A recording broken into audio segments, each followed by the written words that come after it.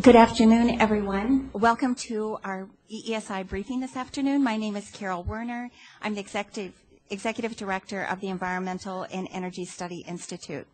So glad that you all came. There is a lot of activity going on the Hill today, particularly in the Senate.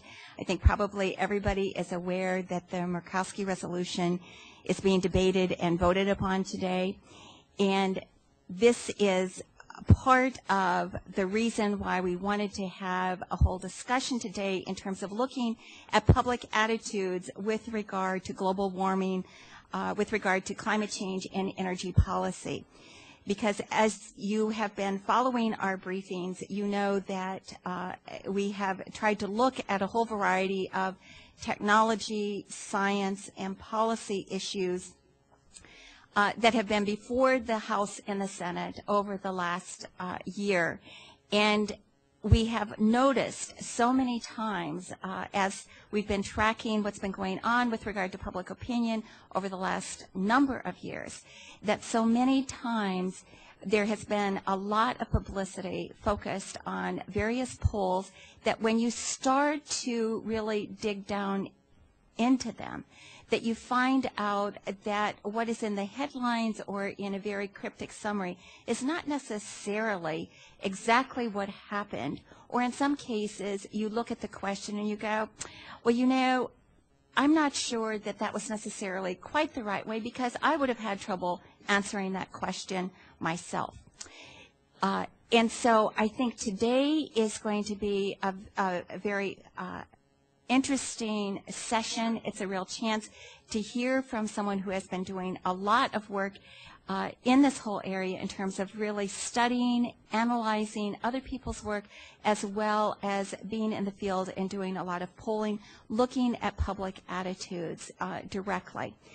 And so we are very, very honored to have with us today in terms of our opening presentation, Dr. John Krosnick, who is a professor in humanities and social sciences and a senior fellow at the Woods Institute for the Environment at Stanford University. John?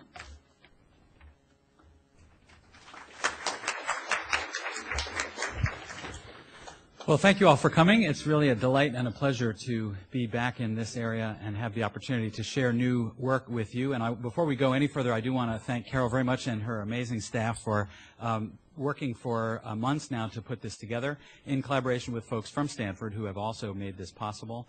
When we first booked this presentation a long time ago, we did not know that it would be possible to present to you brand new data that were collected just in the last few days.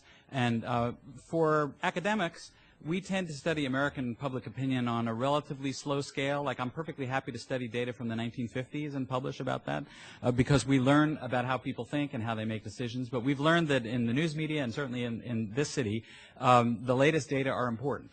And especially when public opinion is changing, it's important to know the latest.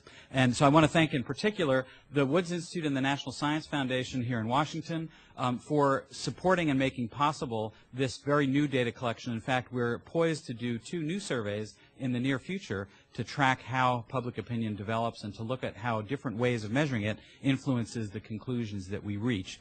And so I'm grateful especially to NSF for their support of the work. What I'd like to do today is to give you a taste of the research findings from the newest survey, but also to put it in some context from earlier work. And before I start, I think it's important for you to know a bit about who I am, what my background is, what my methodology is, and what my goals in being here today with you are. So first of all, this project is done under the umbrella of the Woods Institute for the Environment. The goal of the Woods Institute is to conduct and disseminate high-quality science to inform policymaking and advance basic research. And those are definitely 2 different goals. I will tell you every time I write a question or do a statistical analysis, I'm trying to accomplish both, to produce something of value to policymakers and also to help us advance our understanding of how people think and make decisions in the domain of politics. So this is very much an exploration of the psychology of political thinking of the American public. Now, the method that I'm using is one of many that political psychologists use in this particular study, and it is the method of survey research. And survey methodology is, in fact, a well-established science. Back in the 1970s, surveys were barred from court just as the polygraph is barred from court now. But in a key decision in the 1970s, courts recognized that survey science was a well-established methodology that could produce reliable results, and as long as one follows the principles, one can produce the same results over and over again and validate them. And I'll just give you one little sense of this. You've seen lots of this yourself, but if you want to ask yourself, well, surveys, should I really pay any attention to them? You might remember that recently we held a presidential election in this country, and as you can see on the left-hand side, Mr. Obama got 53% of the vote, and Mr. McCain got 46% of the vote. If you average together the final surveys that were done immediately before the election, their results are 52-45. You can't get much better than that in survey research. Now, obviously, in an election like 2000, where in some places it's just a hair-breadth difference between the winning and losing candidate, you need a very large survey sample in order to nail it. And typically we are not doing samples that big. But in this particular case, as you can see, the surveys, as they always do these days, did quite well. Now, my goals in telling you about this work today are to use the survey method to help Washington understand the nation and to advance our understanding of how democratic publics form and change their opinions. So to put this in context, I want to tell you about the messages that I think legislators have been receiving about the public's will on climate change. And I will tell you, before coming here today, I spent yesterday and today meeting with elected representatives and their staff to learn about how they think about this issue. And one very heartening message that I got is that elected representatives care a lot about what the public thinks. That's terrific. Those of you who work in these offices know that already. For me as a person who doesn't, it's always reassuring to hear it over and over again. But the question is, how, in fact, do they learn about what the public thinks, and what impressions do they have? Well, one potential source is a very respected outlet, the magazine called Science, that said in October of 2008, the strong scientific consensus on the causes and risks of climate change stands in stark contrast to widespread confusion and complacency about the public. Among the public. If Science says that, I wouldn't blame a legislator for paying some attention. But it turns out not only did Science say that. In addition, in October of 2009, the nation was blanketed with headlines that looked like this. U.S. belief in global warming is cooling. Americans' belief in global warming cools. Kind of cute, isn't it? Public more complacent about climate change. U.S. public still unconvinced on climate change. Concern about climate change waning. Bear with me, there's a purpose to this. Poll finds Americans more confused about climate. Notable drop in Americans' belief in global warming. Fewer Americans believe in global warming. Skepticism over global warming on rise, poll suggests. Fewer Americans convinced about climate change. Global warming believability drops in U.S., and Americans no longer swallowing global warming dogma. These are respected news outlets in this country. Said that over and over again to constituents and elected representatives who work in this city. Now, in light of that, given that everybody's busy and there's only so much time to read into the details of a news story, and there's even less time to read the details of the methodology of a poll, you can see why people in this town might have said, you know what, I think the public might be cooling on this issue. In particular, if you did read in, this is the kind of thing that you saw. This one happens to come from NPR. A new poll shows a big jump in the number of people who doubt the reality, the cause, and the risks of global warming. Reality, cause, and risks. Now, let's talk about, just for a quick second, what are the categories of purported change that I've just shown to you in all those quotes? Well, the first one is the very existence of warming itself. So one of those headlines saying fewer Americans believe in global warming. Second category is certainty. Poll finds Americans more confused, or fewer Americans convinced. So it's maybe not about how many people believe what, but rather how sure they are. And the third is concern, or priority. Concern about climate change waning. Now, in our work as academics, those are three very different things. You can believe in something but be uncertain. You can be concerned but not know what to believe. And yet, these assertions all summarize that poll as showing all of these indicators of engagement and rationale for action decline. So in October of 2009, it's understandable that maybe now was not the time to pass climate change legislation. But in fact, if you look at those categories again that I just showed you, were any of those actually measured in the survey that caused all of this? Was belief in global warming's existence, or certainty, or concern? Well, let's look at the polling data that caused the whole thing. Here's the result. In 2008, 71% of people expressed a particular point of view, and in 2009, 57% of people expressed that point of view, which I'll tell you in a second. Now, that in the polling world is a very dramatic short-term drop. We are used to the American public sitting pretty stably over long periods of time unless something huge happens like the September 11th attacks that grab everybody's attention and give us a very new message about the world we live in. Did something like that happen in 2008? I don't think so. So for me, when I saw this result, it seemed a little hard to believe. And when you look at the question, you realize that it's a very different kind of question than you might have imagined. This is from the Pew Research Center. From what you've read and heard, is there solid evidence that the average temperature on Earth has been getting warmer over the past few decades or not? Okay? It's a perfectly fine survey question. But it focuses respondents on what they have read and heard, not on what they personally believe. It asks about solid evidence, and it focuses on the last few decades. Now, most natural scientists who study climate change would say that the process has been happening in the last few decades, but it's a much longer-term process than that. A decision was made in this question wording to focus on this particular time interval. Might it have made a difference? Well, for me, the key takeaway from this question is it's fine, and I don't mean to suggest that that result, 71 to 57, isn't real, but I do want to suggest that we need to be careful that this question doesn't directly ask, what do you believe about whether the Earth has been warming up? And it certainly doesn't ask, how sure are you, or how concerned are you, right? So the extensions that happened from this one survey question were dramatic. So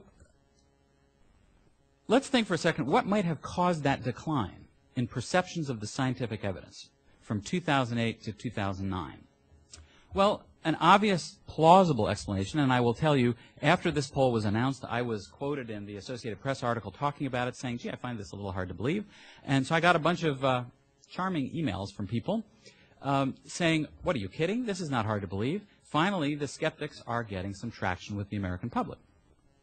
So we have been involved, among other things, in conducting a content analysis of news coverage of this issue, where we gather every single news story that mentions global warming or climate change, and then we subject it to statistical analysis. And let me show you what we're seeing. So first of all, this is just simply a little glimpse into the volume of attention to this issue between 2000 and 2009. So these are print news stories.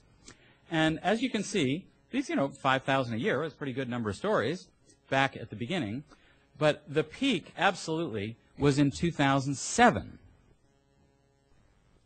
with a bit of a decline. So you can imagine that by the time 2008 and 2009 come around, that seems like certainly less coverage than there had been before. But there's certainly no sense in which the issue has disappeared from the agenda. But what did those stories say? Well, we counted up how often a climate skeptic was quoted in those news stories in each of these years, from 2006 to 2009. This is the percent of stories quoting a source as asserting that the Earth has not been warming up. And what you can see is essentially no relationship over time at all. 9% in 2006, down to 6% in 2009. The skeptics certainly did not have a loud voice in mainstream media coverage, though they certainly may have been heard on the blogs. And that is certainly not a notable enough change to have caused a change in public opinion. Of course, you want to take this number in the context of the next slide, which is the percent of stories quoting a source saying that the Earth has been warming. And look at this, 86%, 80%, 68%, and 78%. Aha, 68% in 2008. So down from 86 to 68, that is a notable decline. And if you compute the ratio of this slide to the last slide, what you see is that in 2008, the skeptics actually did kind of have a louder voice. The ratio of people saying the Earth is warming to the people who are not is the lowest in 2008, but not dramatically. Hard to imagine that that little decline in the ratio would cause a dramatic change in people's thinking. So I want to say at this point, the change from 2008 to 2009, if it did happen, is a mystery, maybe a decline in confirmatory messages. But a decline from 2009, when that survey was done, to now is not so hard to imagine at all for the following reasons. First of all, in late November 2009, you remember that the ClimateGate emails were revealed. The University of East Anglia emails between climate scientists that had been purported to show collusion to silence climate skeptics. Secondly, you know, since then, the IPCC reports have been criticized for including information that people said were questionable. And lastly, in December, you can think about what happened in Copenhagen as a success, and many people do, but others say that that meeting was envisioned to produce an international treaty and it failed to do so. And Anthony Downs, an economist and political scientist, a long time ago, 30 years ago, proposed something he called the issue attention cycle, in which he made the following assertion. Once a nation recognizes the existence of a problem and begins to try to solve it, if legislators don't take action immediately, it sends the message that it's not really a pressing problem after all. Otherwise, they would have done something. If there was a meteor heading toward Washington right now, Bruce Willis would be up in a spaceship immediately to get rid of it. But in this case, if we can't sign a treaty in Copenhagen or elsewhere in the past, then maybe this is not such an important problem after all. So the proposal here is that people think if this were really a pressing problem, leaders would have reached an agreement on a solution. Lastly, was there any snow in Washington this last winter? It was a cold winter in a lot of places. Snowy winter, thank you. So the question then is it possible that that influenced people's thinking as well? So let me now show you something about the results that we've gotten from comparing a late 2009 survey to a mid-2010 survey to compare those opinions and perceptions that people shared with us. Now, the surveys we've been doing, as I say, stretch back to 1997. We always interview representative samples of American adults drawn randomly. Our surveys typically interview people either by telephone or on the internet. When we do it by telephone, interviewers have extensive training and they're supervised very closely. And I lose lots of sleep in order to design balanced, unbiased questions. An important feature here is that the surveys are never described in advance as being about global warming. If I called you up and said, hi, I'm calling from Stanford University, we'd like to interview you about your opinions on global warming, people who are turned off by the issue for whatever reason will hang up their phone. So we tell them that we're calling to ask about various public issues in discussion. The newest survey involved data collection between June 1st and June 7th, 2010, done by telephone. It was done by GFK Roper Public Affairs and Corporate Communications through their office based here in Washington. And I just want to take a moment to acknowledge some heroes who worked very hard to make sure these data were available to you today. Anna Vilar at Stanford stayed up many late nights. Nicole Spalda, who works here at GFK, stayed up some late nights. Everybody else at GFK worked very hard, and Josh Pasek at Stanford helped us do statistical weighting for the data. So let's look at some results from this survey. First of all, let's see what happens when we ask the Pew question again. What do people say about what they've read and heard about solid evidence? And this is what we see. So the Pew result from 2008 was 71%. The Pew result from 2009 was 57%. In our latest survey, that number is up statistically significantly from October to 62%. But the gap is certainly not gone. Something happened in there to affect people's perceptions of the science. But that, of course, is not necessarily what people personally believe themselves. So we'll turn now to what their personal beliefs are. And before I tell you how we do this measurement, I want to show you how we don't do this measurement and to illustrate some other surveys' approaches to this. So here's one poll that measured personal beliefs this way. Imagine you're on the telephone. Recently, you may have noticed that global warming has been getting some attention in the news. Global warming refers to the idea that the world's average temperature has been increasing over the past 150 years, may be increasing more in the future, and that the world's climate may change as a result. Do you think that global warming is happening?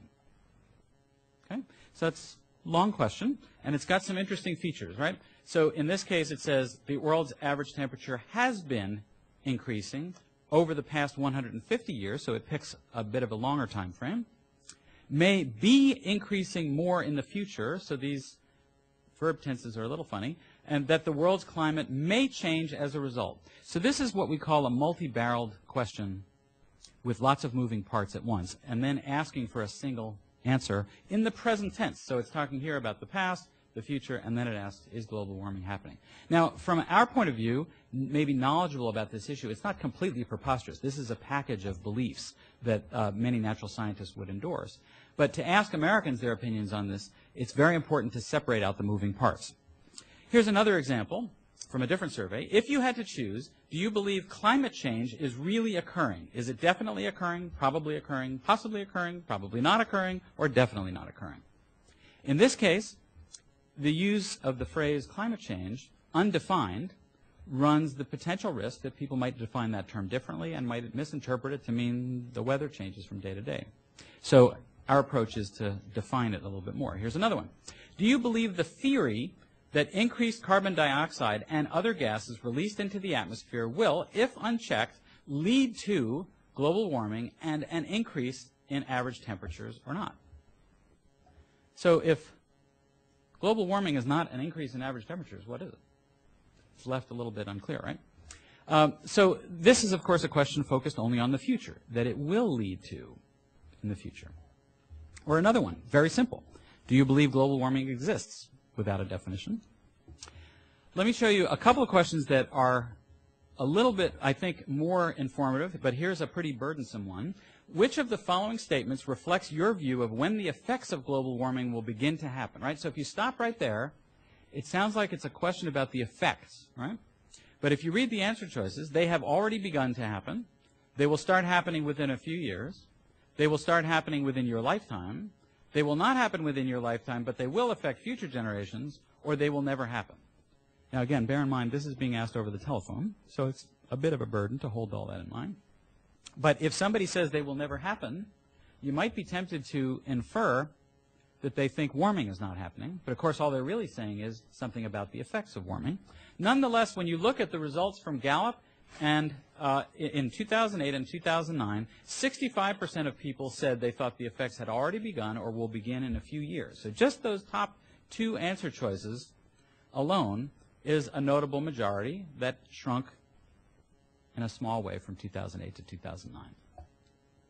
Here's the last other question I'm going to show you, this one from CNN, even more of a mouthful. Which of the following statements comes closest to your view of global warming? First, global warming is a proven fact and is mostly caused by emissions from cars and industrial facilities such as power plants and factories. Second, global warming is a proven fact and is mostly caused by natural changes that have nothing to do with emissions from cars and industrial facilities. Or, global warming is a theory that has not yet been proven.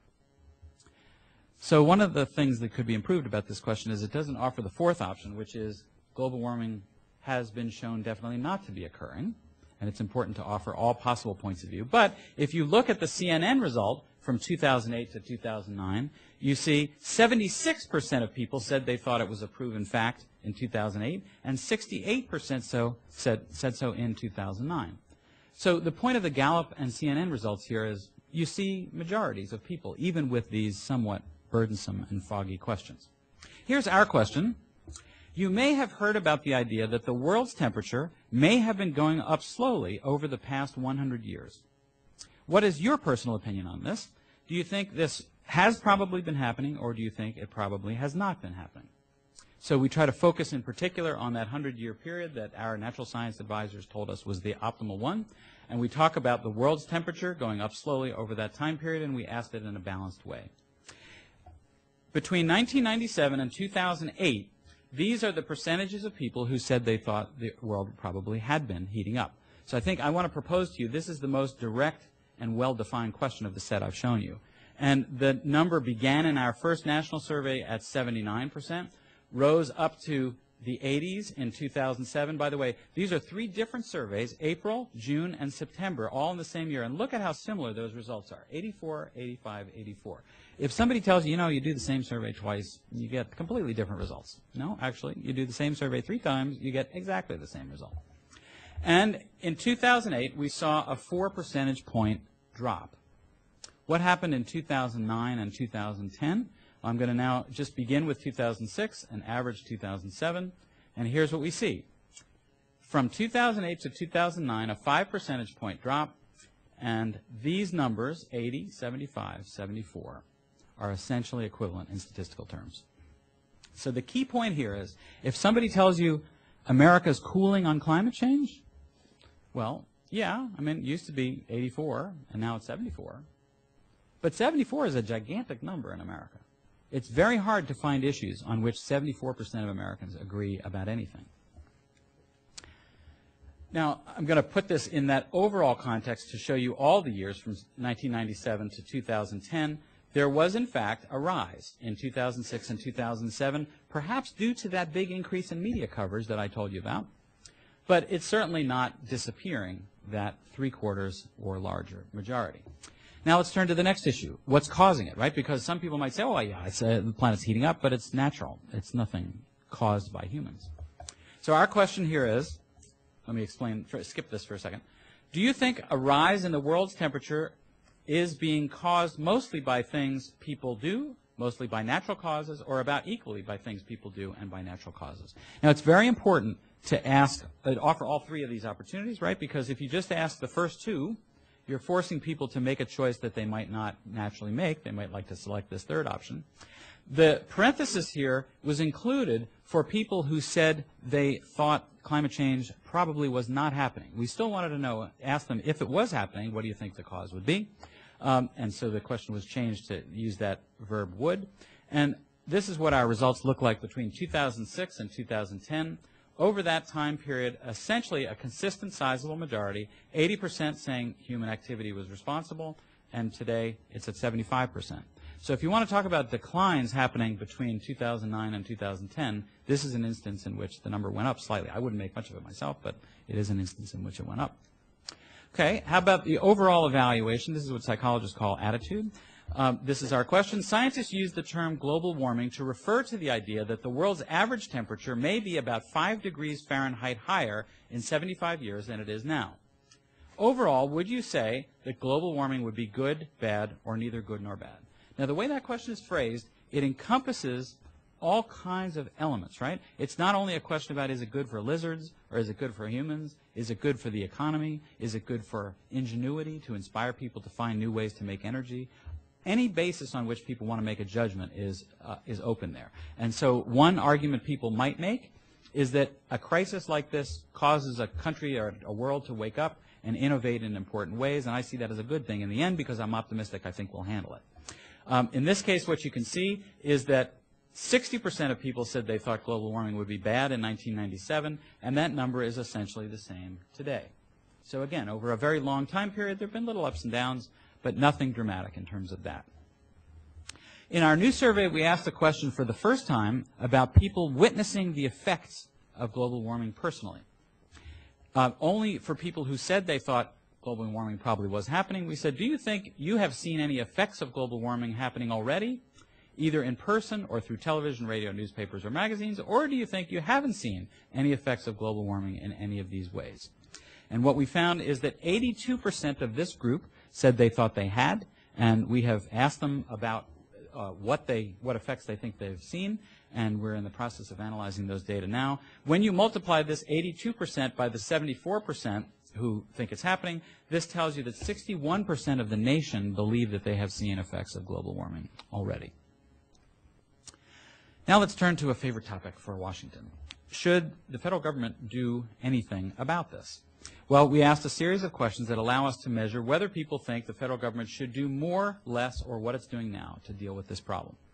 And from 1997 through 2010, you can see a sizable increase, even a larger increase in the late years of the Bush administration. One possible argument here is this number has declined because, not because people want less action taken, but because people want the same action to be taken once President Obama was elected. And in fact, the numbers do not indicate any rise in the percent of people saying less should be done, but there's a sense in which, for most people, they would like to see actually more effort devoted to this problem. Now, let me just pause for a second to play a little psychology game with you. If you look back at this picture, right, what you see is an upward trend, right? But what if we turn the clock back to 2008? What if we were then looking at those same data and we got rid of these two bars here? What would you see? I bet you would see that. There's a natural tendency to connect the dots and to say, I think a new trend is happening, and before we know it, we're going to be down to, in just 2 years, down to 42%. And in fact, maybe it's like a ski slope. Maybe it's going to actually accelerate even more. But what happened? Well, that's what happened. We didn't see any ski slope.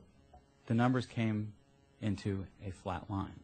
So I just wanted to show you this to caution you not to overly interpret either an increase or a decrease and presume it's going to go anywhere past where you can see the data right now.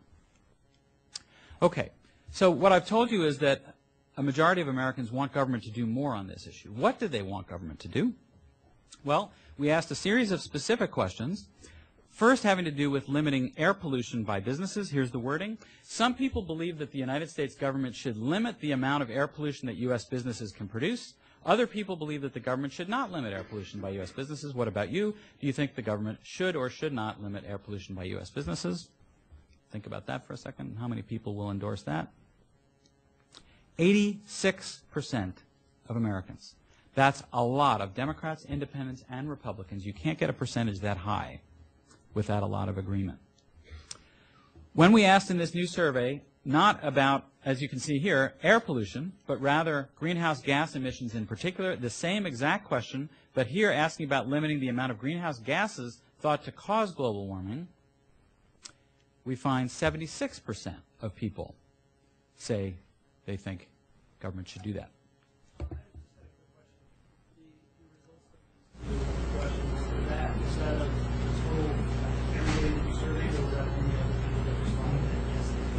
Everybody. Yeah. So one way to think about it is, I told you earlier that 74% of people think it's been happening. So just about all of them, and a couple more people think government should limit greenhouse gas emissions. Here are some other questions about policies that we asked. We asked about whether government should either require by law or encourage businesses with tax breaks to do a series of things. First, that power plants manufacturing electricity should reduce their greenhouse gas emissions. Secondly, that Detroit should build cars that are more efficient, use less gasoline. Third, that construction folks should build houses and offices that use less electricity to heat and cool. And that appliance manufacturers should build appliances that use less electricity. And if you look here, dating back to 2006, you don't even need to figure out which line is which. They're completely on top of each other. 80% of the full sample, 80% endorse government effort in each of these areas. Here are some other remedial policies that we asked about. Here we asked about whether the federal government should provide tax breaks to produce alternative energy. And you can see 87% as of 2007. 87% of the full sample favoring that. Should tax breaks be provided to nuclear power plant construction? Well, that went up a bit from 41 in 2006 to 54 in 2009. It's held essentially steady. It's 51% now. And two policies that people like the least are essentially manipulative. These are policies that I take to be ones that follow directly from a particular economics philosophy that says if you want to get people to use less gasoline, increase the price. If you want to get people to use less electricity, increase the price.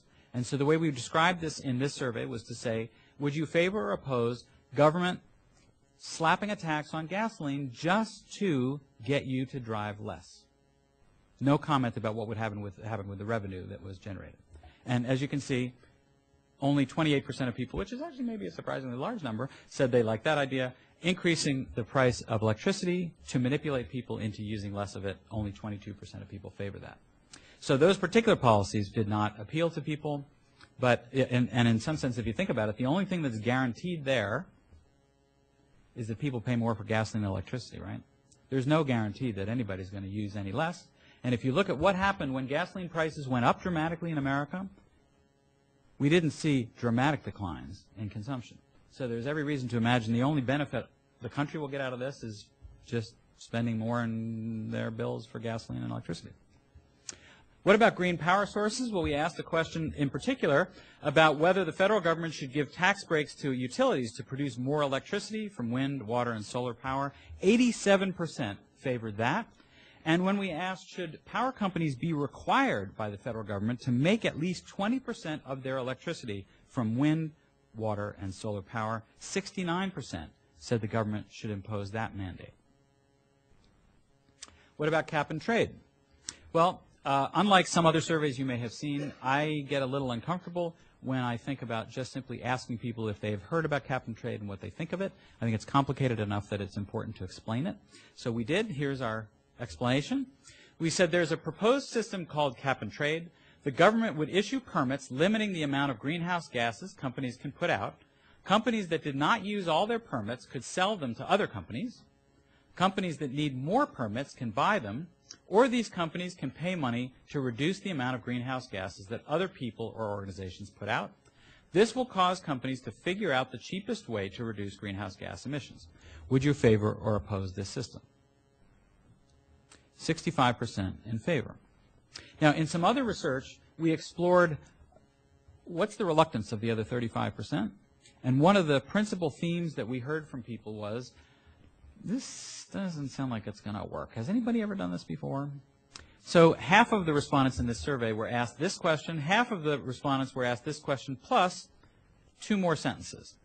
This type of permit system has worked successfully in the past to reduce the air pollution that companies put out. For example, in 1990, the federal government passed a law like this called the Clean Air Act, which caused companies to put out a lot less of the air pollution that causes acid rain. When we reassure people on that score, approval goes up to 74% in favor. That's, again, a very large number. Now, during this time period, I will tell you from the first survey we did in 1997 to 2010, the American public feels more and more informed on this issue. So when we ask people, how much do you feel you know about the issue? 42% of people in 1997 said they thought they knew a lot or a moderate amount. And that number has increased steadily over time to 68%. So the public, at least, is feeling pretty well informed with information backing up the opinions that I showed you. Now, before I wrap this up, I want to give you 3 quick bites of dessert, all having to do with priorities. So in other words, a very reasonable question for legislators to ask is, okay, this is all very nice. I see that there are remarkable majorities of Americans who share a point of view on this issue. But how important is this to them? How high of a priority is it for them? Because we have a lot of important issues to deal with. Very reasonable question.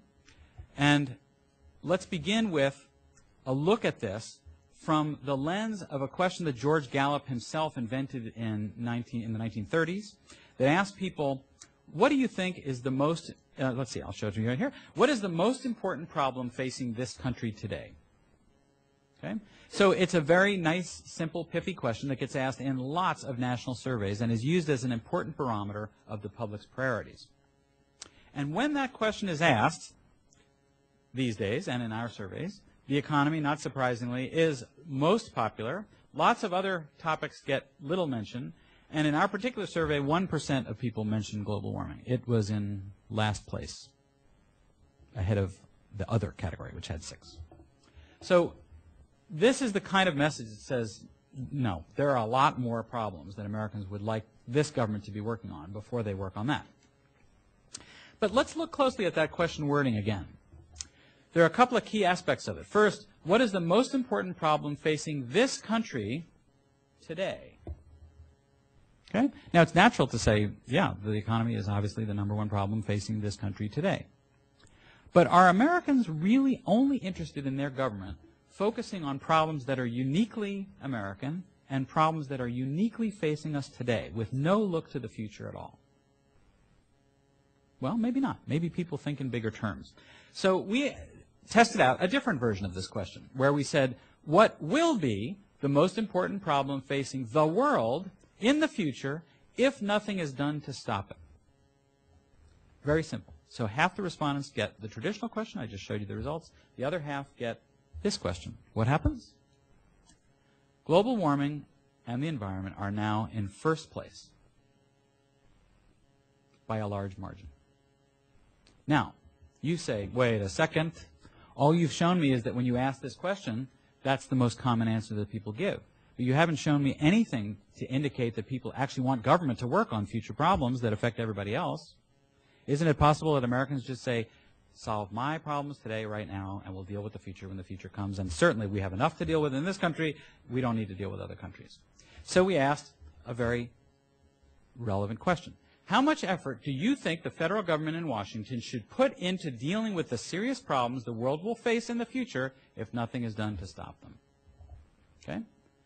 What kind of answers do you expect to get from this?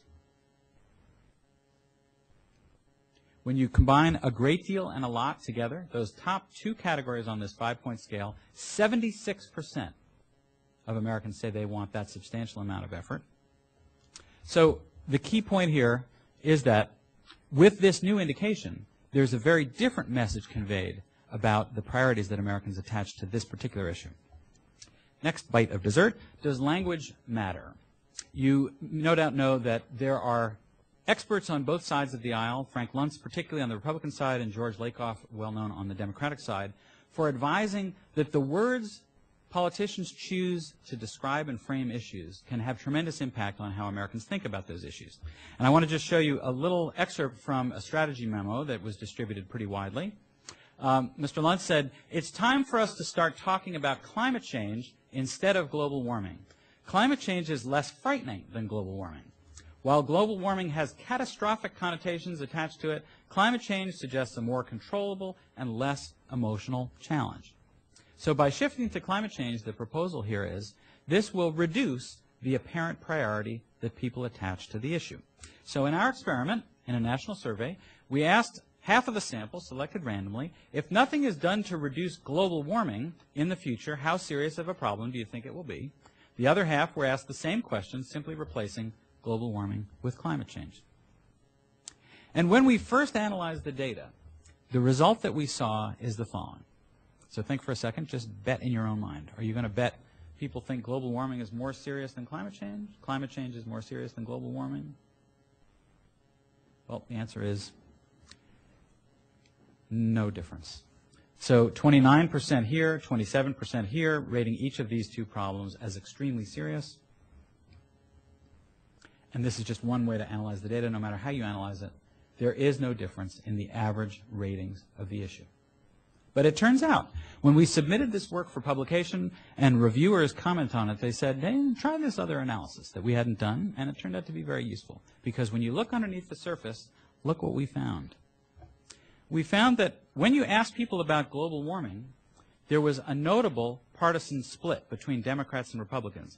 Only 10% of Republicans said it would be extremely serious, whereas 45% of Democrats said it would be extremely serious. But when we asked people about climate change instead, the Republicans came up, the Democrats came down, and now the partisan gap still present was from 15% up to 35%. So interestingly, by moving to this language, Mr. Luntz's advice actually reduced the partisan split. It disarmed a bit the Democrats and energized a bit the Republicans, and these are both statistically significant changes. So you want to think about these things when you make language choices, and collecting data like this is a good way to test out what impact it actually has. Now, the last look at priorities involves the pressure that the public puts on government, and in particular, is there an election coming up sometime soon for people here? No? In the fall, maybe? So how does any of this play out in voting? Well, we now know from 30 years of research that it plays out in voting in a very different way than many experts think in terms of how Americans vote. Each issue that people could base their votes on actually has impact on only a small fraction of voters. So there's a group of people who care deeply about gun control, and they are going to vote based on that issue no matter what. There's a group of people who care deeply about abortion, and they're going to vote based on that issue no matter what. And it turns out there's a group of people who care deeply about climate change. Those are people who we call the issue public, to differentiate them from the general public. And these are The activists, these are the people who make contributions to lobbying groups. They're the people who go to town hall meetings and scream. They're the people who write letters and make phone calls to editors and of newspapers and to elected representatives. And they are the people who walk into the voting booth and cast a vote to reflect their preference on this issue. Now, the problem with this issue public concept for most campaigners is that issue publics typically are about evenly divided between people on one side of the issue and people on the other side of the issue. And so if you vote this way, you win half of them and you lose half of them. If you vote the other way, you win half of them. You lose. It's really hard to put a coalition together on most issues. But as it turns out, not so here, and I'll show you a little bit of background. First of all, how big is this issue public? Well, we asked people how important the issue is to them personally, and we focus only on people who put themselves in the very top category, in the extremely important category, which was 8% in 1997, grew to a peak of 18% in 2007. By the way, that, of course, was the year of the really amazing number of news stories. And it has fallen a bit to 15%. Now, as it turns out, the eye is connecting those dots, right? And you see that decline. But none of these numbers are statistically significantly different from each other. I cannot reject the hypothesis that this is actually flat during this time period. We'll see what happens in coming years. If there's a number here and a number here, we'll conclude that this was just random sampling error. So I'm a little reluctant to say that's a drop. But nonetheless, 15% is about typical for most of these issues. And I'll show you this in some context. A year ago when global warming was at 16%, the biggest issue public we've ever seen was for abortion in the 1990s at 31%. But issues like unemployment, race relations, women's rights, capital punishment typically get small groups or even smaller groups of people who express passion about them. And the strange thing about the climate change issue public is that from the beginning, it has been nearly unanimous in supporting ameliorative action. So I'm showing you these numbers from 2006 to 2010. What percent of the issue public thinks the planet's been heating up? As of now, 88%. Caused by human action, 88%. Government should do more, 84%. So if a candidate comes out saying these things, and essentially everything else that I've shown you that attracts majority support in the survey, they will gain a lot more votes than they will lose. Okay, just a quick little coda and we're done.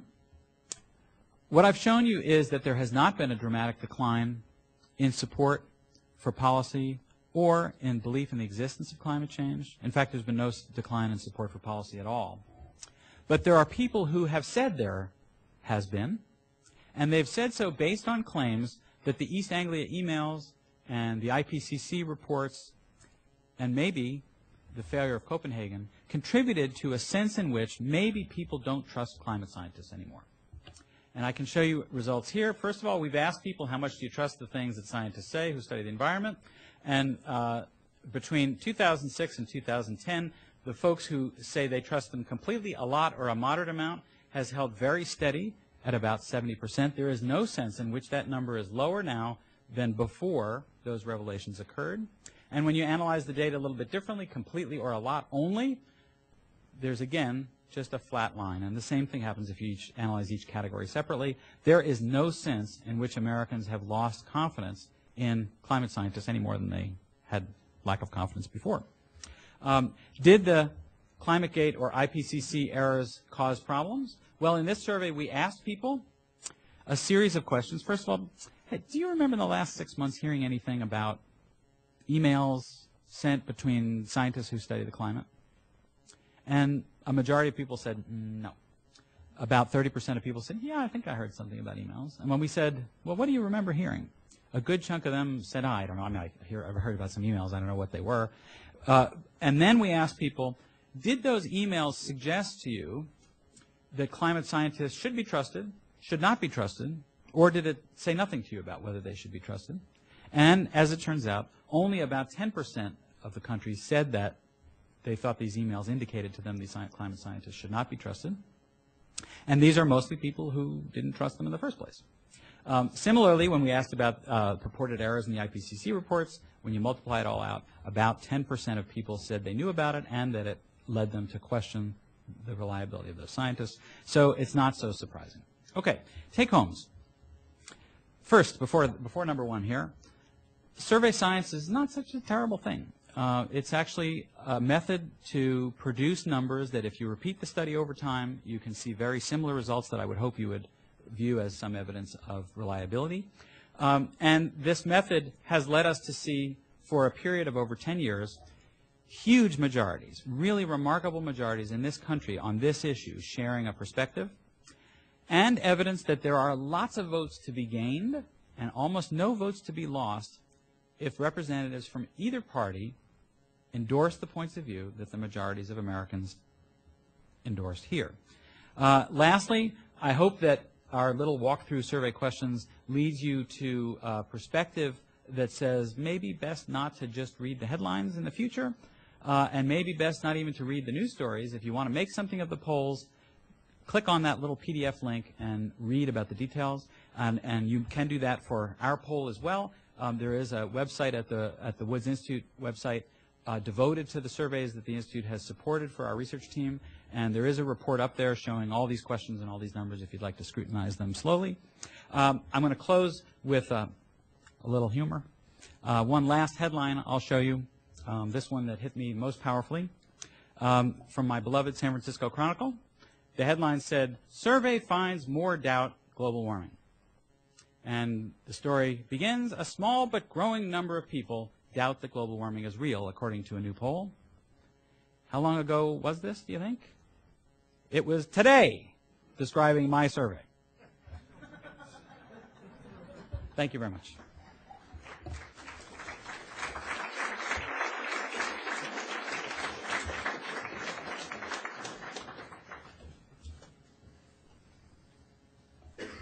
Thank you very much, John. That was a fascinating walk through both your data and also the analysis in terms of looking at what is going on with regard to public surveys overall. Our next commenter is Mark Cooper, and we had wanted to have someone who had done a lot of work, who comes from a consumer background, be able to, who has also done some work on polling and analysis with regard to energy policy, to comment a little bit with regard to Dr. Krosnick's work here and the presentation of his latest polling.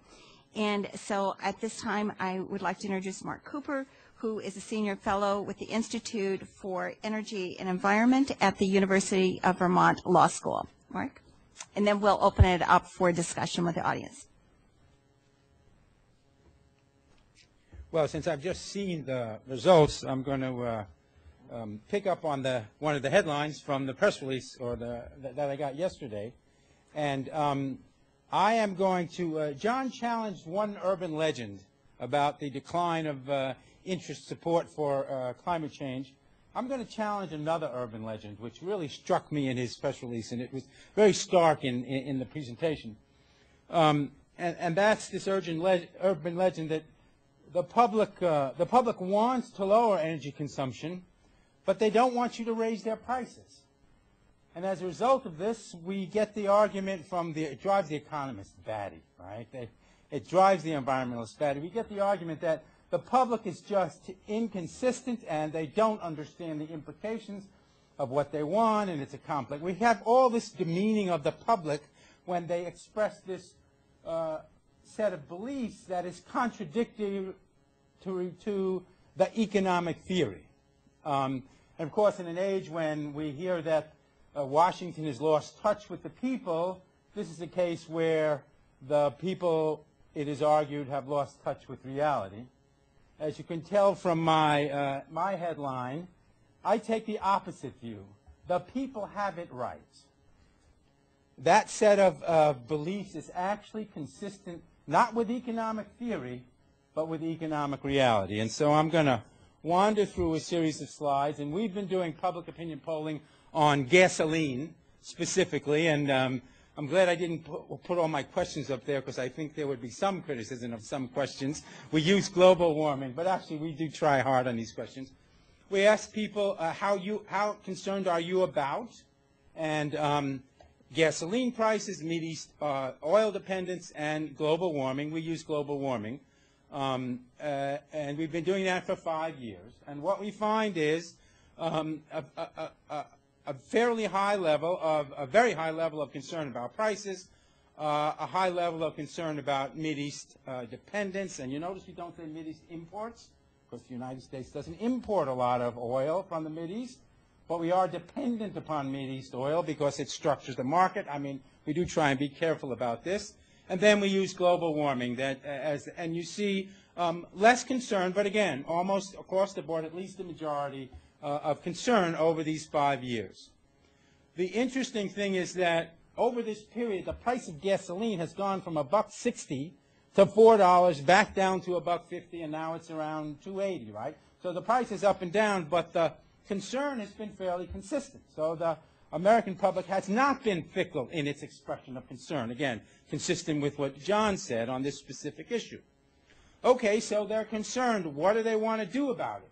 And this is the most recent question. We've asked lots of questions about what do you want to do about it. And what we find is that almost 90% of the people say we have to reduce our oil consumption. This time we've asked them a very aggressive question on fuel economy. Should we raise the fuel economy standards for cars and trucks to 50 miles per gallon by 2025?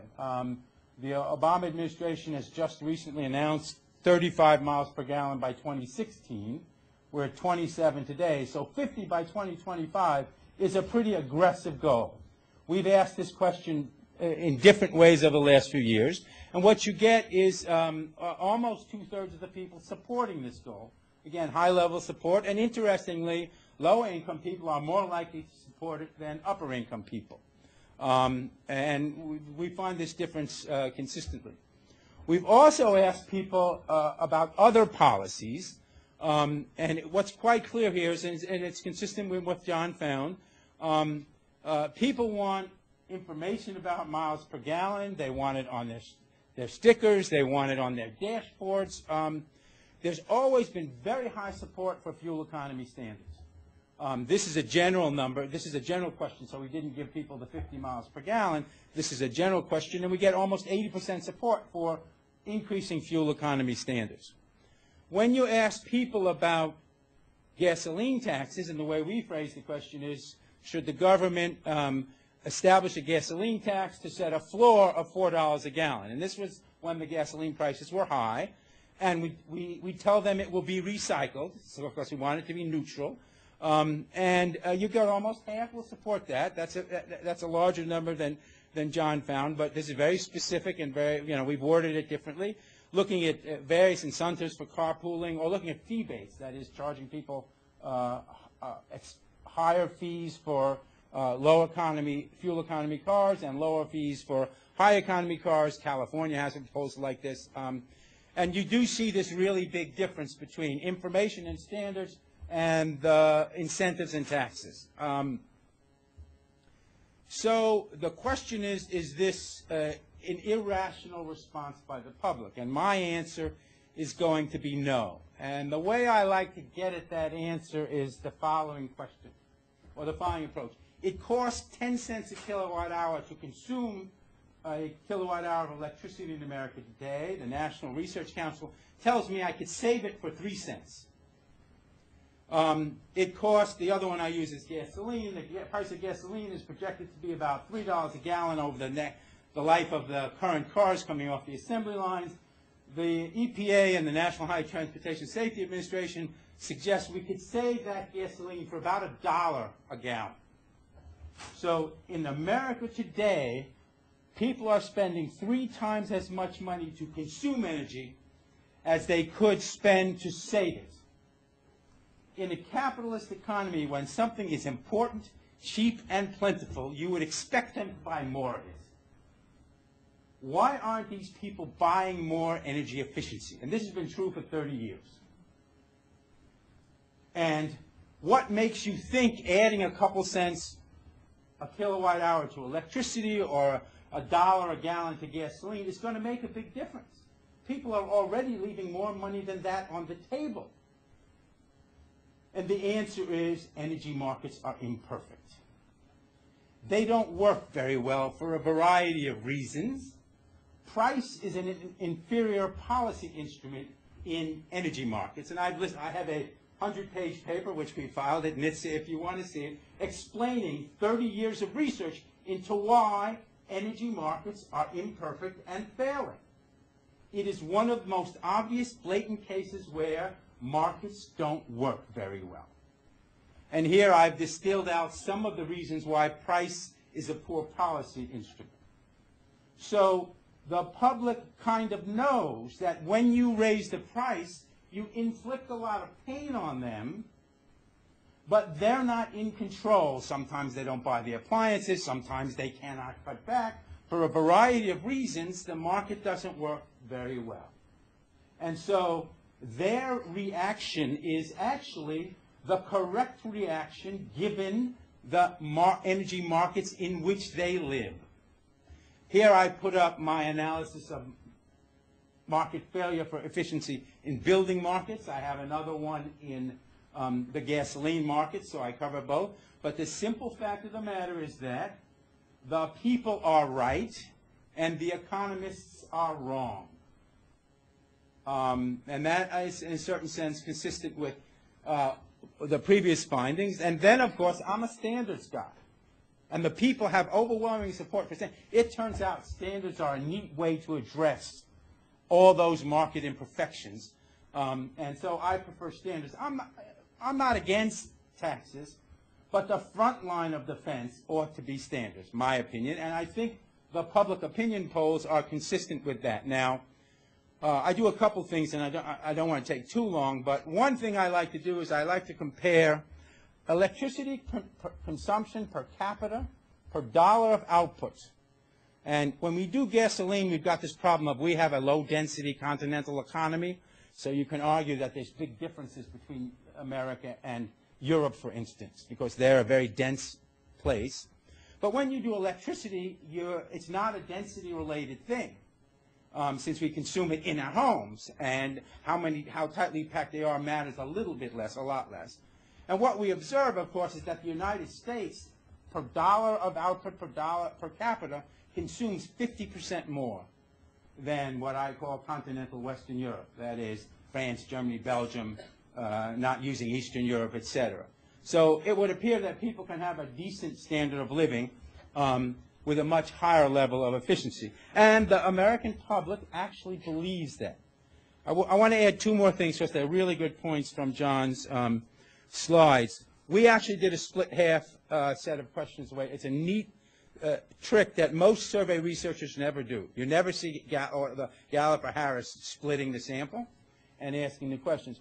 We asked a question about people's knowledge about the U.S. energy situation. And we asked them, what percentage of the world's oil do we consume? And what percentage of the world's oil resources do we have?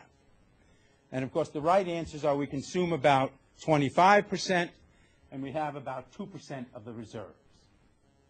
Now, interestingly, we asked how much we import. And interestingly, the American people get the import number right. They get the reserve number wrong. They think we have much more than we actually have.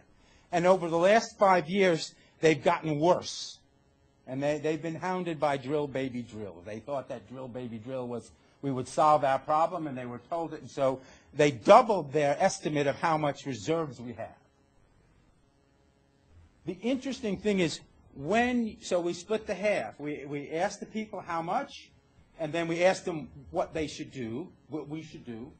Then we told half the sample the right answer and asked them what we should do. And we found a statistically significant increase in support for policies among those who were given good information. So a bit of survey research supporting the proposition that you use it and you learn something, and it tells me what I have to do. Finally, the partisan gap is stunning in our data as well. Thanks a lot. Wonderful stuff. I'm a sociologist, too, so you've got the sociologist trying to convince you to do sociology. But remember, we elect our presidents by the dumbest thing on the planet, a public opinion poll. Thank you, Mark.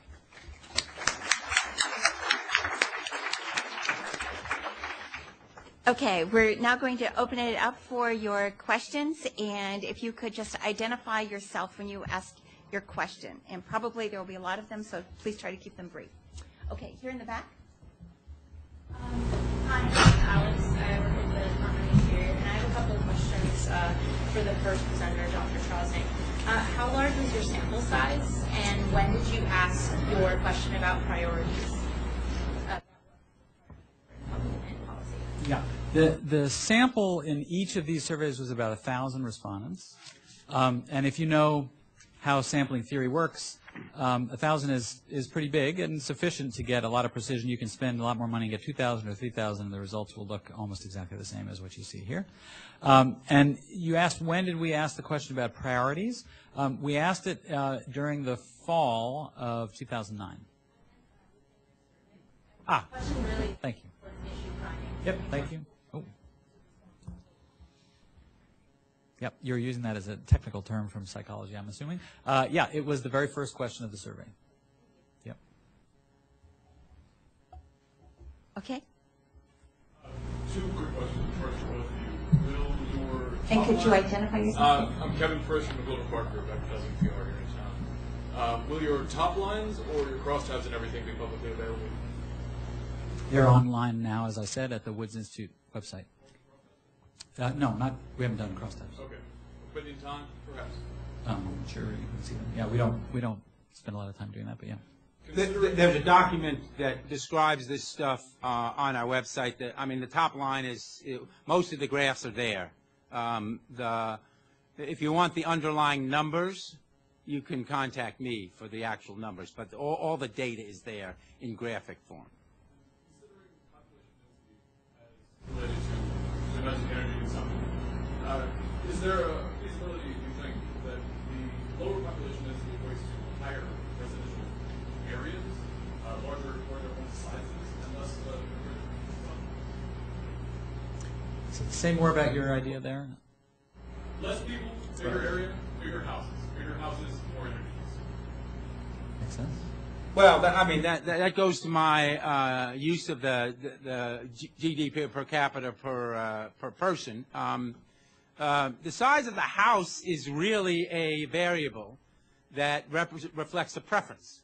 So it doesn't necessarily have to be related to density. If you look, and I could take a look, if you look at urban consumption, I bet you would see similar differences. The suburbanization of America is a policy choice.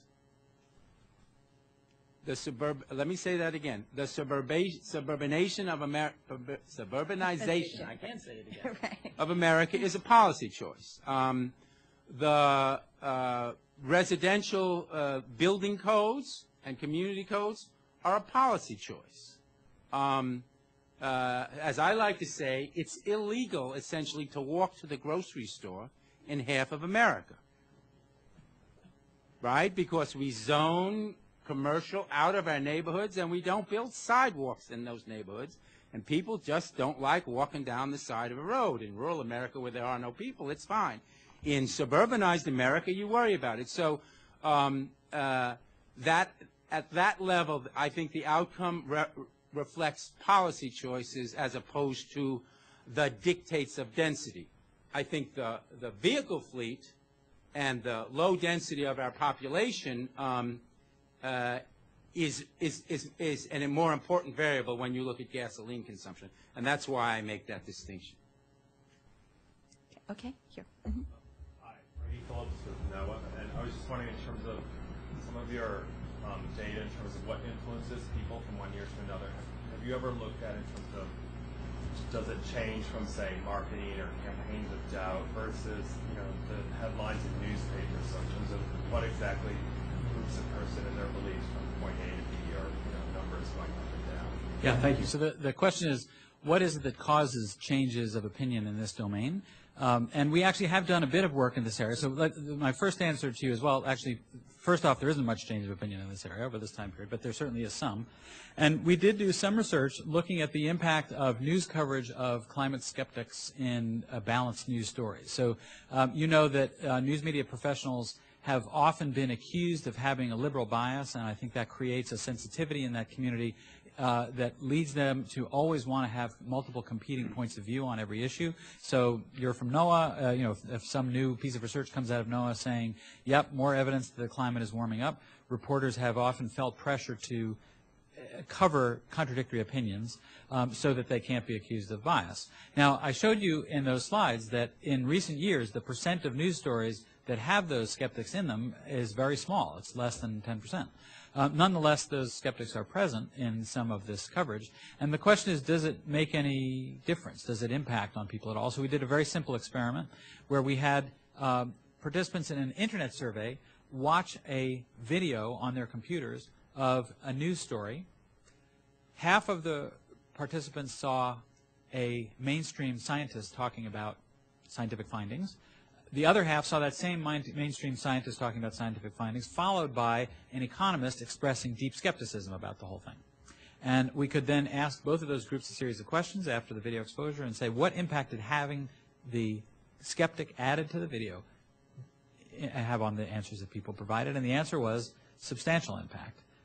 Striking about a 12 percentage point drop in the percent of people who said they thought climate change was happening as a result simply of seeing that one skeptic added to the story. So that's the one piece of evidence that we have that suggests that exposure to the skeptical message does in fact influence people's thinking. And a second factor that we found to play in is trust in scientists and trust in the news media.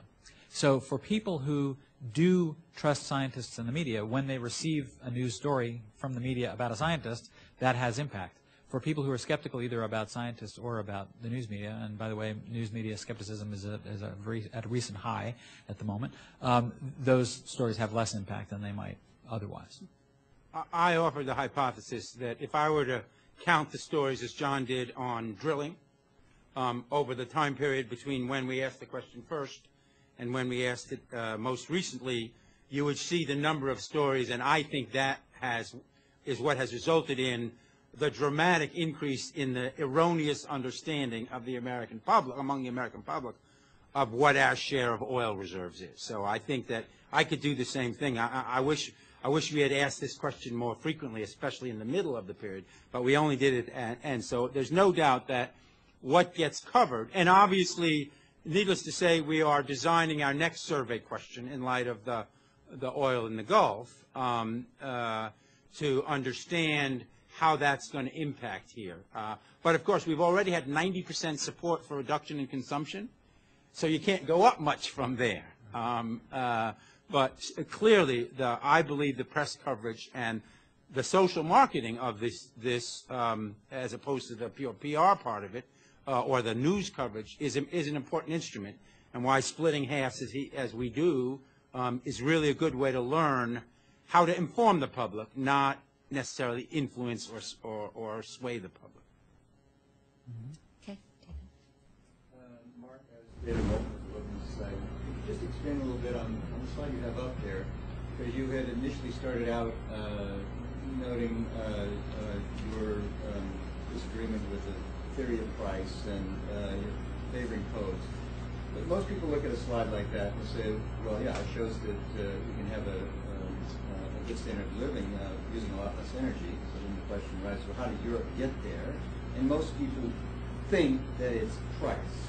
So could you just talk a little bit about how you reconcile, how you talk about that? Well, it's actually both things. If you look at the building codes in Europe, if you look at the fuel economy standards in Europe, they are way beyond what we have here, and they have been for quite some time.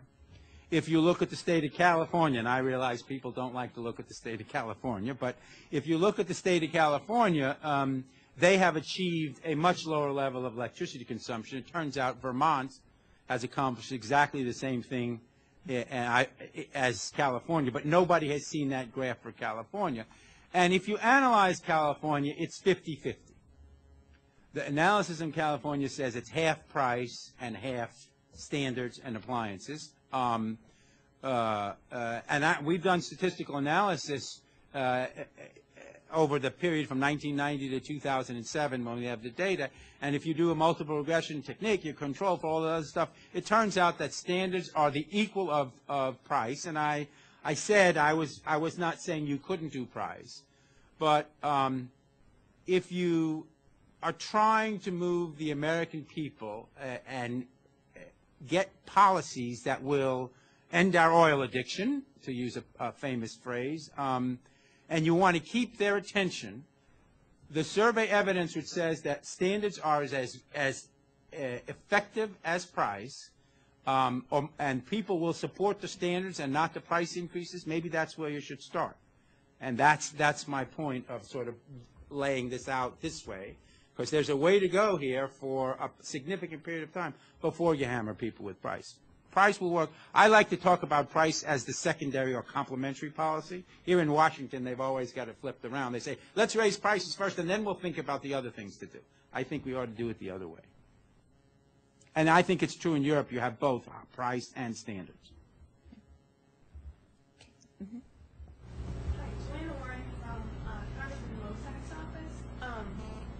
I'm from Mount Pleasant, Iowa, and Iowa, we're big corn and soybean people. So I was wondering if you had gotten any sort of feeling for the public opinion on ethanol or biodiesel, agriculture-based energy alternatives. Yeah, Mark may have. I have not, in the work that we've done, tried to get into alternative sources of energy besides wind, water, solar. And so it's, unfortunately, I haven't got anything to help you on that one. We have never polled around that choice for a variety of reasons.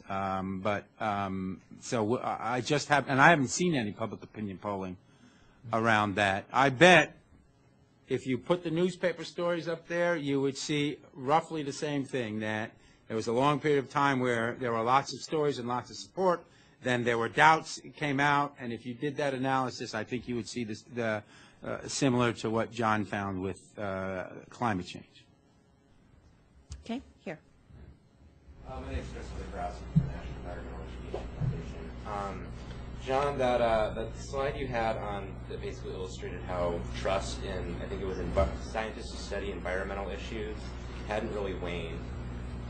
But I kind of take a different message from that. I was struck that I think it was 69% either have a lukewarm sense of trust in these scientists or don't trust them at all. So I was, if you have any general comments on that, I'd appreciate that. But also, if you had changed the question to just scientists, do you think you would have gotten a different result? And also the word trust. I think that's kind of did you define trust, or because that has a lot of different connotations to it. Yep. You trust their findings, or you're trying to trust them personally. So. Right. Yeah. Well, so we asked about. I believe I'm remembering this right. That we asked about to what degree do you trust the things scientists who study the environment say. And you're absolutely right. There would be ways to fine-tune that wording and see whether you got different results. You could certainly ask about scientists in general.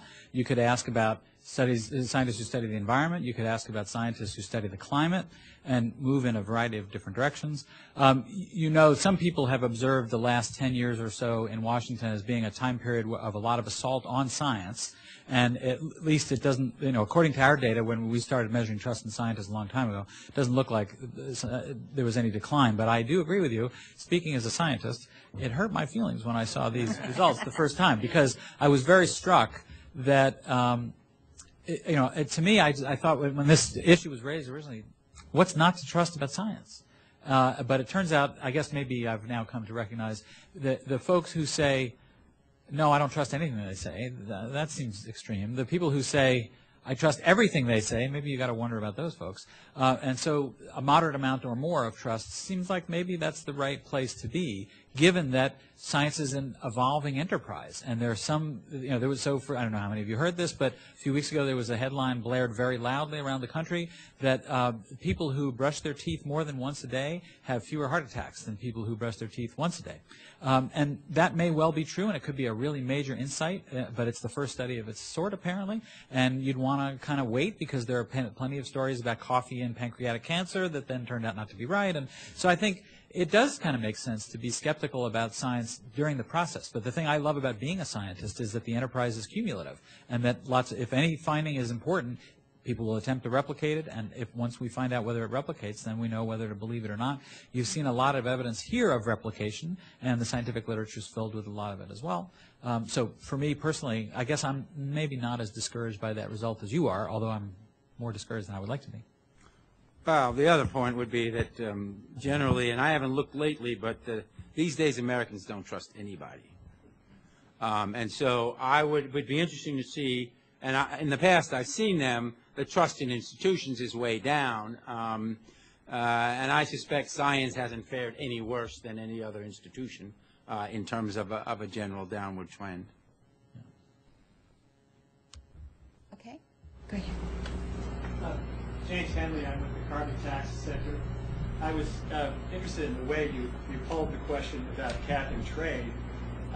You sort of left out the point that a constrained supply, which is what a cap is, does raise prices. And so people get the idea that they're getting something for nothing. In fact, I sort of got the overall message from your results that I read in the Times yesterday. People like regulations, and they like anything that doesn't really reflect the price. Economists turn around and say, well, the price is actually the most efficient way to get those reductions, and if you do regulations, you're going to see an increase in price, but we don't put a number on it, so we don't see it. So I guess my question is, do you think it's fair to call cap and trade something that doesn't really reflect the price, because it is actually, it's a hidden, volatile, and aggressive tax? And also, because I'm trying to promote the idea of a revenue-neutral carbon tax, do you have any advice about how to frame that so that we can, we're calling our proposal a tax, but in a sense it's not a tax. It's a way to change the relative price of fossil fuels without taking revenue out of the economy. Yeah, a question I can answer. Great. So in two parts. First of all, I didn't talk about it here, but in this survey and in other surveys we've done, we've incorporated pricing into descriptions, including in descriptions of cap and trade. And one of the most important findings that we have is that when you ask people about for example, if a law were proposed to reduce greenhouse gas emissions by 80% by 2050, and it would cost your household an increase in $100 per year of energy costs, would you vote for this policy or against the policy, and vary that price amount? What we find is that until the dollar amount hits $200 per year, a majority of Americans support that kind of legislation. Now, let me take this as an opportunity to caution you against some polls that have asked questions that say, would you favor or oppose a policy that would reduce greenhouse gas emissions? Then you get an answer. And then people who say yes, you say, well, what if it would cost you $10 a month? The problem with a question like that is it doesn't tell you what you're buying for the $10 a month. It doesn't tell you how much benefit you get. And so people could naturally infer, if it cost me $100, that must be a bigger benefit than if it only cost me $5. And maybe $5 isn't enough of a benefit, and I won't favor it at that price. So it's important to specify both what the consumer is getting in exchange for the money.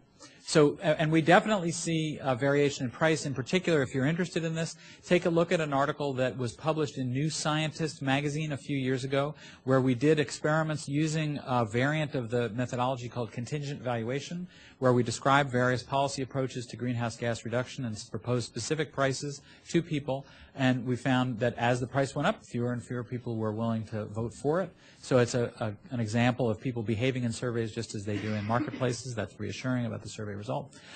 You asked about the idea of making the tax sort of revenue neutral in a way. We explored, actually thanks to Carol's inspiration, when she heard some results some years ago, she suggested some ideas to pursue. And so we explored different ways of framing what to do with the extra tax money. So if a policy raised revenue for the government, for example, if cap and trade were implemented and the permits were auctioned instead of being given out, what would the government do with that money? One possibility that we proposed to the survey respondents was that the money would be used for research to find ways to protect the environment. That didn't help at all. When we told people the money would be used to help poor people, that didn't help at all. When we told people all of the revenue generated by the tax would be returned to all Americans equally as a federal tax refund, that's when we saw a notable increase in support. Where can I find that? Go to that website. Everything we have is... well, sorry, no, that's not in New Scientist. That's on my Woods Institute website. As I said, we occasionally ask people the amount of, we tell them how much it might cost for more fuel-efficient cars, but we also give them the benefit, and the support for higher standards drops off a little bit when you talk about $2,000 or $3,000, even though you tell them that it will pay back in 2 or 3 years. But it still stays way above 50%. The most interesting thing is if you study the marketplace, people are paying $2,000 or $3,000 more for fuel-efficient cars today. They are buying smaller cars, something Detroit said. They would never buy smaller cars. They would never give up the 6 cylinders. They did in droves, and there was a shift starting as early as 2003. So in the marketplace, the consumers who are assumed to be irrational are actually behaving in a fairly rational fashion. When you ask them the questions phrased with the trade-offs that they can understand, the contingent valuation approaches, they actually hold up pretty well as rational actors. Go ahead. Carol, I just wanted to point out, Mike Murphy from the Woods Institute for the Environment. The webpage that John's talking about is actually on the handout that was out front there, second paragraph. All the surveys, other surveys and studies he's mentioned is on that webpage. Some of the questions from his current survey are still not posted because John's still doing the analysis since the data is still hot off the press. So ask a little patience on that front, and eventually we'll get all the questions posted online. Go ahead, Bob. Bob Musil, American University. One might draw the conclusion from all of this that the American public actually supports global warming, understands it, believes in it, and would like legislation. That doesn't happen. But since, for example, New York and California have perhaps 1/6 of the nation's population, but only 4% of the senators, which will leave the Constitution aside right now. Do you poll by states, or do you try to figure out attitudes? It only takes one really dumb state, and I won't name it, to cause a lot of problems in the Senate. So have you done this by state, and what sort of trends might there, or would you do it that way? Yeah, thank you. That one of the lessons that we learned in the last 2 days of visiting with representatives and their staffs here is that your question is tremendously important. That elected representatives are very attuned to their own constituents in a way that makes it harder for them to find value in national surveys than I expected. And so your question came up constantly in our discussions, and I am happy to tell you that I have a little bit of answer to it. We have looked not state by state, but we have looked at regions of the country, and we've found 2 things. First of all, along the west coast of the United States, California, Oregon, Washington, there's a small bump up in the percentages that I showed you here. So that particular community, for whatever reason, is a little higher than you'd expect just by chance alone. But the rest of the country is essentially flat. There is no region variation notable. So you might imagine that sort of in coal and oil producing states, mining places, that you would see some different opinions on these things. And we don't. It's a remarkably flat pattern. And somebody asked earlier about crosstabs. For those of you who don't know what crosstabs are, what that means is looking at each of the results I showed you separately by demographic groups, comparing men and women and old people and middle-aged and young people and well-educated and less educated. And we kind of got out of the habit of doing that because you find almost no differences across these groups. The one place where you find differences has to do with particular questions and age and parenthood. So older people, if you ask them, how much do you think climate change is going to affect you during your lifetime? They think they're going to be much less affected because they'll be dead by the time the effects happen. Young people are far more likely to say they'll be personally affected. But it turns out the effect is not as big as you might imagine because middle-aged and older people care about their children and grandchildren, and they see the effects on them as being substantial. And so there is actually a muting, and we always see this effect, statistically controlling for everything else. Having children or grandchildren bumps up support for remedial policies. So if anybody told you people are selfish, they're not that selfish. We find essentially the same thing. With the national random sample of 1,000, the state level is difficult. Although California, you get 100, so you can look at California, but most other states are too small. Regionally, there's no differences. There's no statistically significant differences. We find the income difference on because gasoline is such a big part of the household budget. We find low-income people, ironically, tend to give more pro-policy answers because rationally they understand that more fuel-efficient cars are good for them, and the impact of higher prices and larger bills is more painful. We've just looked at California as 104 in my sample, which is small, and the national press would laugh at it, but actually statistically it's big enough to do stuff. No differences with the national answers. Terrific. I just wanted to comment too, in consistent with the data that you've just been talking about. EESI has been part of the Sustainable Energy Coalition since 1990, when a group of us formed it.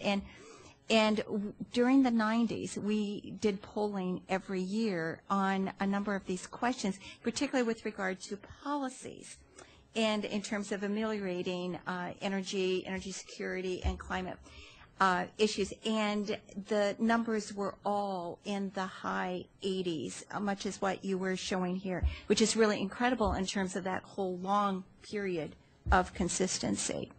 So hopefully this was very informative to you today, and you got it really fresh data, just right out of the field in terms of brand new analysis. I hope this was really helpful to you. All this information, the presentations, the link to the websites will all be on EESI's website, as well as the whole presentation today. So if you've got any questions, please feel free to follow up with us or with our speakers. And thank you all very, very much for coming today. And thank you, John and Mark. Terrific presentations. Really, really interesting. But it focuses respondents on what they have read and heard, not on what they personally believe. It asks about solid evidence, and it focuses on the last few decades. Now, most natural scientists who study climate change would say that the process has been happening in the last few decades, but it's a much longer-term process than that. A decision was made in this question wording to focus on this particular time interval. Might it have made a difference? Well, for me, the key takeaway from this question is it's fine, and I don't mean to suggest that that result, 71 to 57, isn't real, but I do want to suggest that we need to be careful that this question doesn't directly ask, what do you believe about whether the Earth has been warming up? And it certainly doesn't ask, how sure are you, or how concerned are you, right? So the extensions that happened from this one survey question were dramatic. So let's think for a second, what might have caused that decline in perceptions of the scientific evidence from 2008 to 2009? Well, an obvious, plausible explanation, and I will tell you, after this poll was announced, I was quoted in the Associated Press article talking about it, saying, gee, I find this a little hard to believe. And so I got a bunch of charming emails from people saying, what, are you kidding? This is not hard to believe. Finally, the skeptics are getting some traction with the American public. So we have been involved, among other things, in conducting a content analysis of news coverage of this issue, where we gather every single news story that mentions global warming or climate change, and then we subject it to statistical analysis. And let me show you what we're seeing. So first of all, this is just simply a little glimpse into the volume of attention to this issue between 2000 and 2009. So these are print news stories. And as you can see, these, 5,000 a year is a pretty good number of stories back at the beginning. But the peak, absolutely, was in 2007 with a bit of a decline. So you can imagine that by the time 2008 and 2009 come around, that seems like certainly less coverage than there had been before. But there's certainly no sense in which the issue has disappeared from the agenda. But what did those stories say? Well, we counted up how often a climate skeptic was quoted in those news stories in each of these years, from 2006 to 2009. This is the percent of stories quoting a source as asserting that the Earth has not been warming up. And what you can see is essentially no relationship over time at all. 9% in 2006, down to 6% in 2009. The skeptics certainly did not have a loud voice in mainstream media coverage, though they certainly may have been heard on the blogs. And that is certainly not a notable enough change to have caused a change in public opinion. Of course, you want to take this number in the context of the next slide, which is the percent of stories quoting a source saying that the Earth has been warming. And look at this.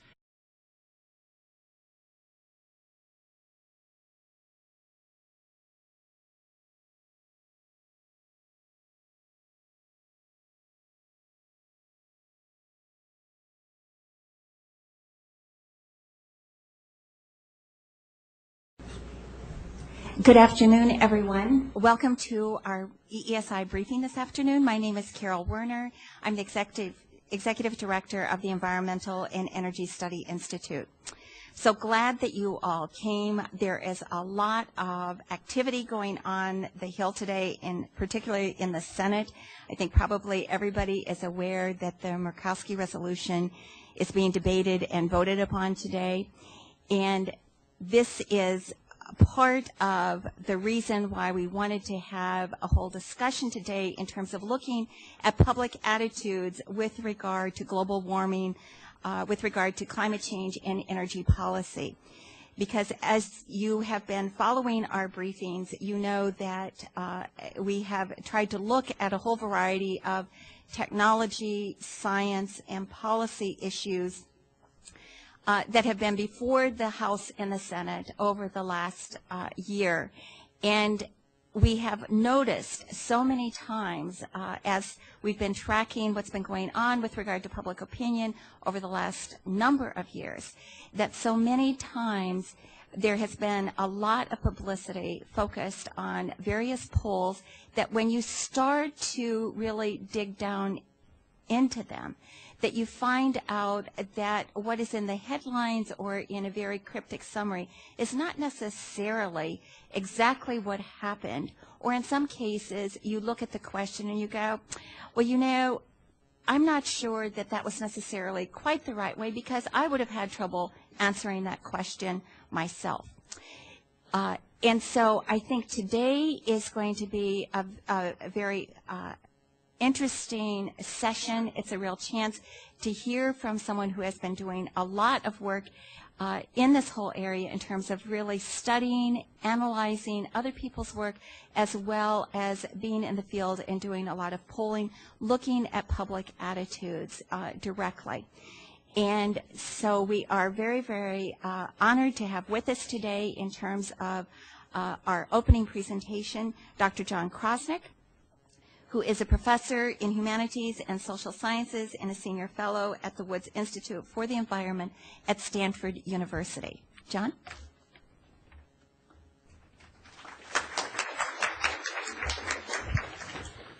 Well, thank you all for coming. It's really a delight and a pleasure to be back in this area and have the opportunity to share new work with you. And before we go any further, I do want to thank Carol very much and her amazing staff for working for months now to put this together in collaboration with folks from Stanford who have also made this possible.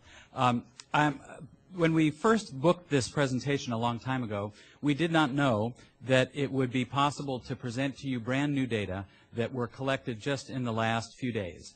And for academics, we tend to study American public opinion on a relatively slow scale. Like, I'm perfectly happy to study data from the 1950s and publish about that because we learn about how people think and how they make decisions. But we've learned that in the news media and certainly in this city, the latest data are important. And especially when public opinion is changing, it's important to know the latest. And so I want to thank in particular the Woods Institute and the National Science Foundation here in Washington for supporting and making possible this very new data collection. In fact, we're poised to do 2 new surveys in the near future to track how public opinion develops and to look at how different ways of measuring it influences the conclusions that we reach. And so I'm grateful especially to NSF for their support of the work. What I'd like to do today is to give you a taste of the research findings from the newest survey, but also to put it in some context from earlier work. And before I start, I think it's important for you to know a bit about who I am, what my background is, what my methodology is, and what my goals in being here today with you are. So first of all, this project is done under the umbrella of the Woods Institute for the Environment. The goal of the Woods Institute is to conduct and disseminate high-quality science to inform policymaking and advance basic research. And those are definitely 2 different goals. I will tell you every time I write a question or do a statistical analysis, I'm trying to accomplish both, to produce something of value to policymakers and also to help us advance our understanding of how people think and make decisions in the domain of politics. So this is very much an exploration of the psychology of political thinking of the American public. Now, the method that I'm using is one of many that political psychologists use in this particular study, and it is the method of survey research. And survey methodology is, in fact, a well-established science. Back in the 1970s, surveys were barred from court just as the polygraph is barred from court now. But in a key decision in the 1970s, courts recognized that survey science was a well-established methodology that could produce reliable results, and as long as one follows the principles, one can produce the same results over and over again and validate them. And I'll just give you one little sense of this. You've seen lots of this yourself, but if you want to ask yourself, well, surveys, should I really pay any attention to them? You might remember that recently we held a presidential election in this country, and as you can see on the left-hand side, Mr. Obama got 53% of the vote, and Mr. McCain got 46% of the vote, if you ask constituents and elected representatives who work in this city. Now, in light of that, given that everybody's busy, and there's only so much time to read into the details of a news story, and there's even less time to read the details of the methodology of a poll, you can see why people in this town might have said, you know what, I think the public might be cooling on this issue. In particular, if you did read in, this is the kind of thing that you saw. This one happens to come from NPR. A new poll shows a big jump in the number of people who doubt the reality, the cause, and the risks of global warming. Reality, cause, and risks. Now, let's talk about, just for a quick second, what are the categories of purported change that I've just shown to you in all those quotes? Well, the first one is the very existence of warming itself. So one of those headlines saying fewer Americans believe in global warming. Second category is certainty. Poll finds Americans more confused, or fewer Americans convinced. So it's maybe not about how many people believe what, but rather how sure they are. And the third is concern, or a priority. Concern about climate change waning. Now, in our work as academics, those are three very different things. You can believe in something but be uncertain. You can be concerned but not know what to believe. And yet, these assertions all summarize that poll as showing all of these indicators of engagement and rationale for action decline. So, in October of 2009, it's understandable that maybe now was not the time to pass climate change legislation. But in fact, if you look at those categories again that I just showed you, were any of those actually measured in the survey that caused all of this? Was belief in global warming's existence, or certainty, or concern? Well, let's look at the polling data that caused the whole thing. Here's the result. In 2008, 71% of people expressed a particular point of view, and in 2009, 57% of people expressed that point of view, which I'll tell you in a second. Now, that in the polling world is a very dramatic short-term drop. We are used to the American public sitting pretty stably over long periods of time unless something huge happens like the September 11th attacks that grab everybody's attention and give us a very new message about the world we live in. Did something like that happen in 2008? I don't think so. So for me, when I saw this result, it seemed a little hard to believe. And when you look at the question, you realize that it's a very different kind of question than you might have imagined. This is from the Pew Research Center.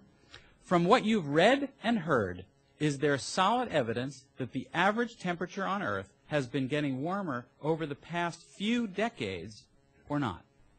Okay? It's a perfectly fine survey question. Average together the final surveys that were done immediately before the election, their results are 52-45. You can't get much better than that in survey research. Now, obviously, in an election like 2000, where in some places it's just a hairbreadth difference between the winning and losing candidate, you need a very large survey sample in order to nail it. And typically we are not doing samples that big. But in this particular case, as you can see, the surveys, as they always do these days, did quite well. Now, my goals in telling you about this work today are to use the survey method to help Washington understand the nation and to advance our understanding of how democratic publics form and change their opinions. So to put this in context, I want to tell you about the messages that I think legislators have been receiving about the public's will on climate change. And I will tell you, before coming here today, I spent yesterday and today meeting with elected representatives and their staff to learn about how they think about this issue. And one very heartening message that I got is that elected representatives care a lot about what the public thinks. That's terrific. Those of you who work in these offices know that already. For me as a person who doesn't, it's always reassuring to hear it over and over again. But the question is, how, in fact, do they learn about what the public thinks, and what impressions do they have? Well, one potential source is a very respected outlet, the magazine called Science.